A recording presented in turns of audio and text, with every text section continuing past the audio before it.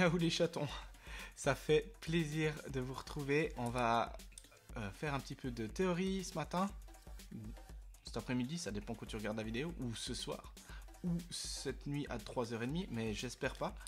On va faire un petit peu de théorie sur les fonctions. Faire un petit rappel, il y a des choses que tu as déjà vues l'année passée, d'autres choses que tu sais pas forcément ou que tu te souviens pas. Donc voilà, je vais essayer un petit peu de faire un petit résumé et puis j'espère que ça t'aidera. Voilà, n'hésite pas à me poser des questions via le groupe WhatsApp si jamais. Transition. Et voilà, magnifique, non? Alors, du coup, je voulais juste te parler des fonctions. Alors, si jamais c'est possible d'écrire ça dans le cahier de théorie, ou alors, comme tu veux.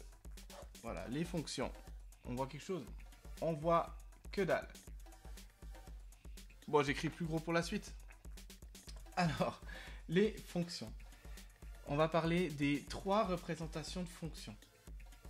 Donc, il y a 3 façons de faire. La première, c'est le tableau de valeurs. Bon, bah, le tableau de valeurs, je crois que vous connaissez déjà. Hein. Simplement, tu as d'un côté x et de l'autre côté f de x. Autrement dit, x va être envoyé sur quelque chose. Sur quoi? On va voir. Ok, bah par exemple là, j'imagine une fonction où je prends un nombre, genre 2. Et ce que je vais lui faire, c'est le multiplier par 2 et puis lui ajouter 1. Donc ici, 2 fois 2, 4, plus 1, 5. Donc 2, il va être envoyé sur 5. 3 fois 2, 6, plus 1, 7. Mais on peut évidemment prendre aussi 0. 0 fois 2, 0, plus 1, 1. Et puis pourquoi pas un nombre négatif, moins 4. Moins 4 fois 2, moins 8, plus 1, moins 7. Voilà. Ça, c'est une représentation de cette fonction par tableau de valeurs. Il y a une deuxième représentation qui est la représentation graphique. Toute cette partie-là, c'est un peu un rappel, hein, mais je préférais le faire. Donc d'un côté, le tableau de valeurs, de l'autre, le graphe de la fonction. Une fonction, du coup, elle peut être représentée dans un système d'axes. Voilà. Système d'axes ici. D'un côté, l'axe X et ici l'axe Y. Ça s'appelle aussi l'abscisse et ça s'appelle l'ordonnée. Donc deux axes. Ici, on a ce qu'on appelle l'origine, c'est-à-dire l'endroit où les deux axes s'intersectionnent, si c'est un mot français. Ensuite, bien sûr que si j'ai ça, je suis censé aussi avoir une graduation sur mes axes. Graduation qui n'est pas forcément la même. Hein. Ici, si je choisis 1, je peux par exemple me dire ça vaut 2, ou 3, ou 4, ou 5. Donc si j'ai une certaine graduation sur l'axe X, je ne suis pas obligatoirement obligé d'avoir la... Je suis pas obligatoirement obligé, j'espère que vous avez apprécié. Je ne suis pas obligé d'avoir la même graduation sur l'autre. Si j'ai la même graduation, dans ce cas-là, on appellera ce graphique orthonormé. Ce système d'axes orthonormé. Ici, je vous ai parlé de graphe de la fonction. Pourquoi? Parce que une fonction, elle peut être représentée aussi par un graphe.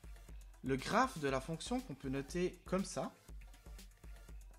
graphe de f, c'est un espèce de lettre grecque bizarre. En fait, c'est l'ensemble des points du plan x, f de x.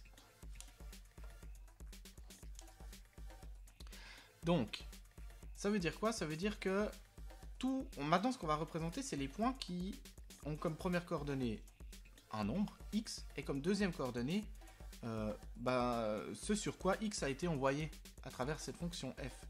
Donc ici, par exemple, 1 fois 2 plus 1, ça ferait 3. Donc le point 1, 3, c'est un point du graphe. Le point 2, on a vu qu'il a été envoyé sur 5, donc 2, 5 ici. 3 fois 2, 6, plus 1, 7, ça ferait quelque chose par là, quoi. D'accord? Et puis on a vu que 0 c'était 1, et puis que moins 4 c'était moins 7, je ne vais pas tous les faire. Et ici, j'ai maintenant le graphe de ma fonction. Alors je vais prendre une super couleur pour vous le montrer, ça fait toujours plaisir. Ici, la fonction f peut être représentée par une droite. Alors, ok, mon dessin est mal fait, mais c'est une droite. Et c'est la droite f, qu'on va appeler f. Attention, ici, il y a une petite nuance. Ça, c'est pas la fonction, c'est le graphe de la fonction. C'est une manière de représenter la fonction par des points x, f de x. La fonction elle-même, c'est l'objet mathématique qui prend un nombre et l'envoie sur un autre nombre. Voilà, petite nuance, mais c'est quand même important. Et puis la troisième manière de représenter, c'est l'expression fonctionnelle ou l'expression algébrique.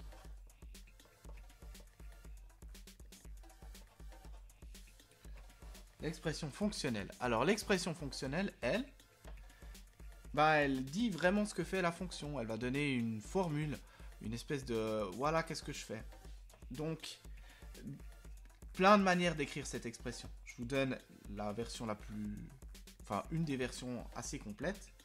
C'est de dire la fonction f, deux points, elle prend x et elle l'envoie sur 2 fois x plus 1. Ça, c'est une des manières d'écrire. Une autre manière d'écrire, ce serait de dire... Donc ça, ce serait une des manières. L'autre manière, ce serait de faire x va sur f de x qui est égal à 2x plus 1. Autrement dit, x va toujours être envoyé sur f de x, c'est ça la fonction f. Hein. Et puis là, simplement, je dis, voilà la formule. L'expression algébrique qui est liée à cette fonction. Et ensuite... La dernière façon, et puis c'est un peu la façon la plus habituelle, c'est simplement d'écrire que f de x est égal à 2x plus 1. Je dirais que la version intermédiaire ici, elle n'est pas vraiment utilisée. Les deux versions les plus utilisées, c'est celle-ci et celle-ci. Des fois, on oublie même le f avec les deux points. D'accord ? Ici, évidemment, j'ai appelé la fonction f, ça peut être une fonction g, h, i, etc. Donc voilà, ça, c'est les trois manières de représenter une fonction. Et on va voir que, évidemment, qu'il y a des liens entre ces trois manières de représenter. Autrement dit, si je te donne un graphe, tu dois pouvoir déterminer l'expression fonctionnelle et pouvoir trouver un tableau de valeurs. Si je te donne un tableau de valeurs, théoriquement, tu peux trouver le graphe et l'expression fonctionnelle. Bien sûr que c'est pas toujours simple, des fois c'est une évidence, des fois pas du tout. Voilà, ça c'est pour la première partie de la théorie. Voilà, il faut que je parle maintenant de 4 types de fonctions. Donc peut-être que déjà de manière générale, une fonction c'est simplement un objet mathématique qui prend un élément dans un ensemble et qui l'envoie vers un élément dans un autre ensemble. Plus particulièrement les fonctions, on parle souvent de fonctions plutôt dans des ensembles de nombres, d'accord? Donc je prends un nombre, je l'envoie vers un autre nombre. Ça c'est le premier point. Donc maintenant, les mathématiciens, ce qu'on aime beaucoup faire, c'est classer.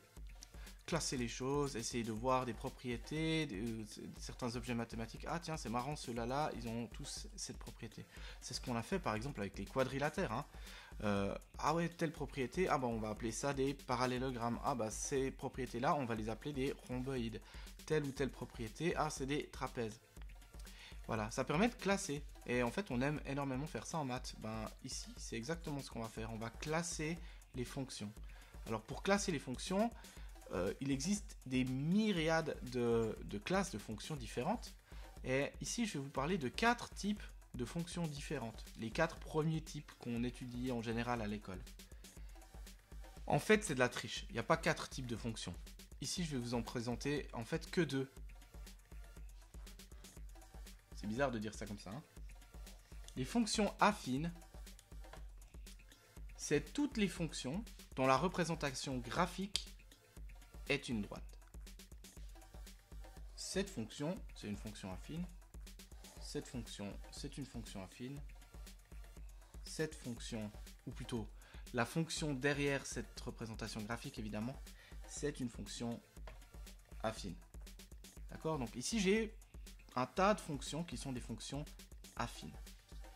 Ici, je viens de te parler de la représentation graphique, mais il existe 2 autres représentations. L'expression fonctionnelle, et puis de l'autre côté encore le tableau de valeurs. Alors, pour le tableau de valeurs, il n'y a pas grand-chose à dire. J'en parlerai peut-être un tout petit peu plus tard si on veut faire un petit peu des liens entre les choses. Mais pour l'expression fonctionnelle, l'expression fonctionnel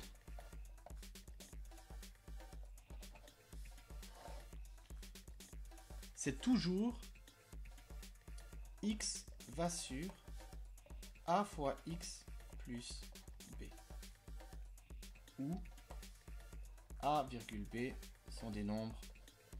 Ici, on va utiliser des nombres réels. En vrai, plus tard, vous verrez que ça peut être d'autres nombres, évidemment. Donc voilà. X va sur a fois x plus b. D'accord? Ça paraît un petit peu bizarre, mais en fait, je vous donne un exemple que vous connaissez déjà bien maintenant. X va sur 2x plus 1. Ça nous donnait une droite, on l'a vu tout à l'heure. Et c'est bien une fonction affine. 2 fois x plus un truc. Il existe bien sûr plein d'autres. A et B, vous avez vu, c'est dans R. Donc ça a le droit d'être négatif ou plus petit que 1. Donc, x va sur, je sais pas moi, 0,1x moins 4. Ici, B vaut moins 4. Et puis A vaut 0,1. Mais souvent, moi j'écris, souvent on ne trouve pas 0,1 fois x, mais on trouve plutôt ça là, c'est la même chose que x divisé par 10 moins 4.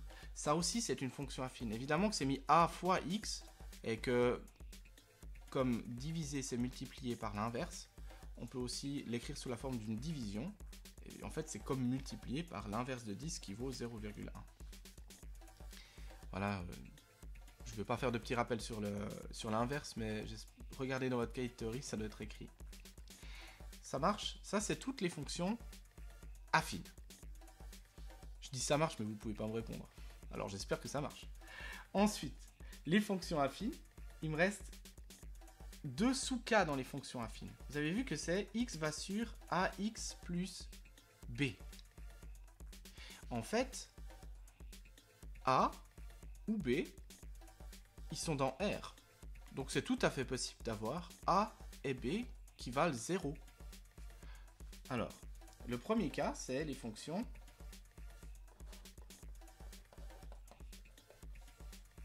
je vais mettre les fonctions linéaires. Les fonctions linéaires, c'est simplement quand B égale 0. Autrement dit, c'est une fonction affine. Donc une fonction linéaire, c'est une fonction affine où, au lieu d'avoir ax plus b, j'ai ax plus 0, donc ax. Donc c'est... je l'écrirai juste après. C'est toutes les fonctions affines passant ou qui passent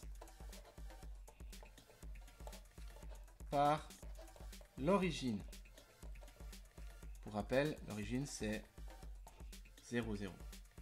Autrement dit, graphiquement, c'est toutes les fonctions qui vont passer, parce que vous voyez assez, ici, d'accord, qui passent par l'origine. Et l'expression fonctionnelle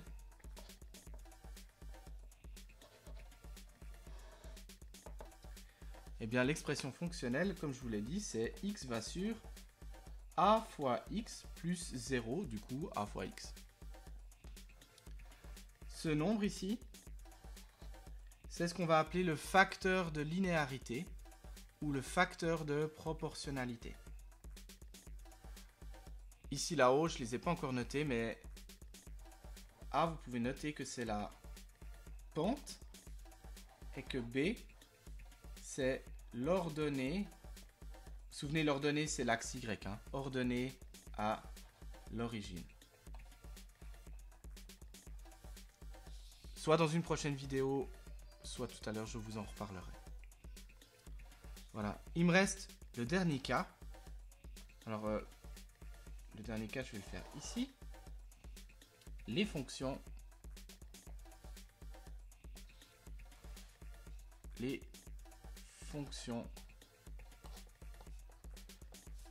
Constantes. Et là, c'est quand A égale à 0. Alors, cette fois-ci, c'est toutes les fonctions affines parallèles à l'axe X. Graphiquement, ça ressemble à ça. Et l'expression fonctionnelle d'une fonction constante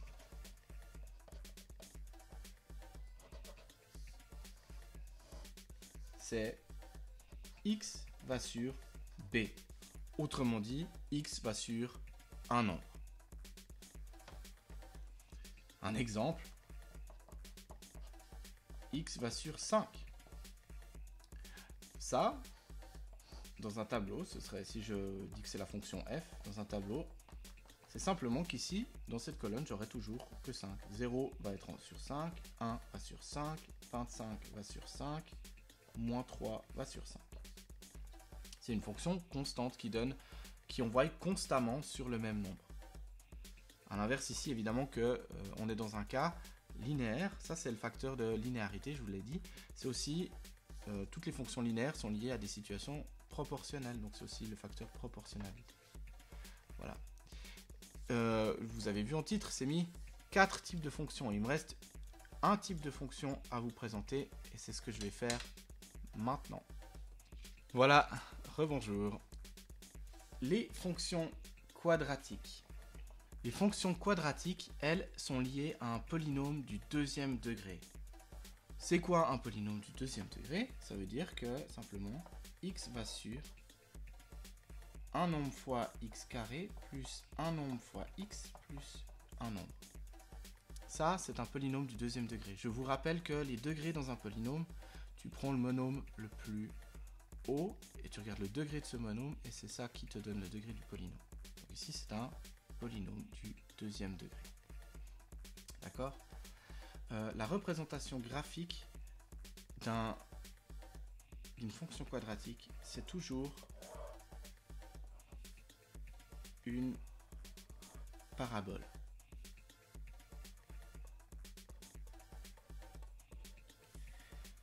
Parabole. Elles peuvent avoir deux sens, soit contre en haut comme ça. Dans ce cas-là, c'est que a est plus grand que 0. Exemple, 2x carré moins 4. Ça, ce serait une parabole où x va sur, il me manque le x va sur ici, x va sur 2x carré moins 4, d'accord? Ça, c'est une parabole qui est avec un a positif. Et puis, la parabole peut aussi être dans l'autre sens, comme ça. Et dans ce cas-là, c'est simplement que a est plus petit que 0. Exemple, x va sur moins 4x carré plus 2x moins 3. Voilà, j'ai mis des trucs au hasard, mais voilà, ça c'est peut-être juste la chose importante à noter avec ces paraboles.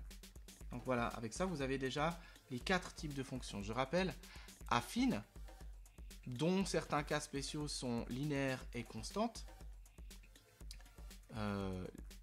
Ça dépend si a ou b est égal à 0. Et puis le quatrième type de fonction, c'est les fonctions quadratiques, donc en x carré.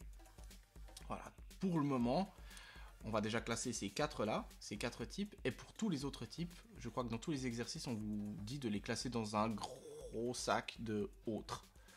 Évidemment qu'il y a d'autres types de fonctions qui existent. Et ça, ce sera l'objet certainement soit de prochaines vidéos, soit, je l'espère, plutôt d'un vrai cours en classe. Ciao!